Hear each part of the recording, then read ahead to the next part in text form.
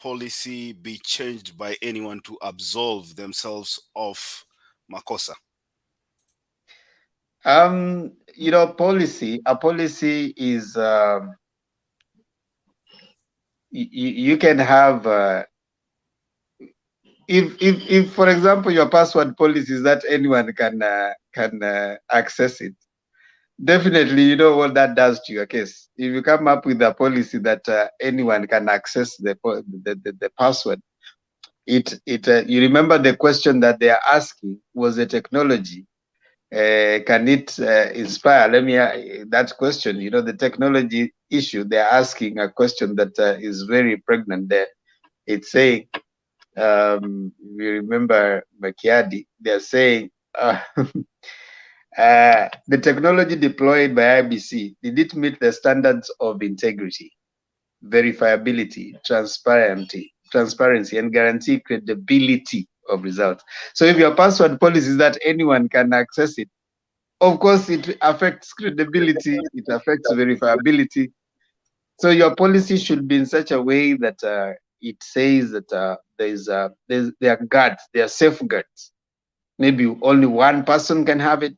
Now, if one person can have it, and if the petitioners can prove that 10 people had that particular password, and maybe one person from one of the competitors had the password, then definitely it flew flat on the policy. So that definitely makes, you can't change it right now. Now, if you don't have a policy also, it affects the case. So without a policy, it means that anything goes. Anybody can have the password. So Okay, I also, on top of what you've said here, I think there's one thing that people need to understand, that preliminary investigations by the Azimio side has shown that there are people who are unauthorized to access the servers of IEBC, and that is why these guys, the Venezuelan guys, come into question. So the IEBC has to answer what authority these guys had to such an extent that they were granted access to even understand the deployment system and locations of the Kimskit. So they had, it's like they had what do we call that? What? unfettered access. Unfettered access to the IB, and so the IBC has to explain to the Supreme Court who gave them that whatever authority. And the Venezuelans said expired passports. Yeah. So kesho ni drama bin drama. Kesho zitawekwa peupe kimacho macho, and then the next day they have to give their response. Waseme, Makiadi, I don't know what you think. Why are they giving Ruto 3 hours? Ruto is not the one who conducted the election. Why are they giving Ruto and Gachagua 3 hours? And they're giving IBC 30 minutes, I don't know, 1 hour. They're giving IBC is the one that conducted the election. That one I didn't understand. I don't know what you think.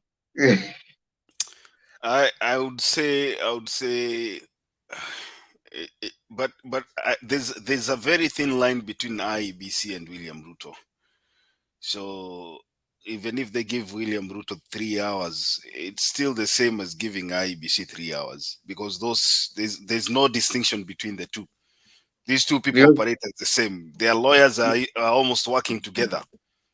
Because if you are a player in the game, why would you be charged, be given an opportunity to defend what you got? I mean, you are not the one who deployed the technology. You never, or they are also being given a chance to fry themselves. You know, they might find that opportunity and wajifunge zaidi, waseme vile wanajua hiyo ati electronic system. You comment on an electronic system and you don't know, like you say that it was tamper proof. How did you know it was tamper proof?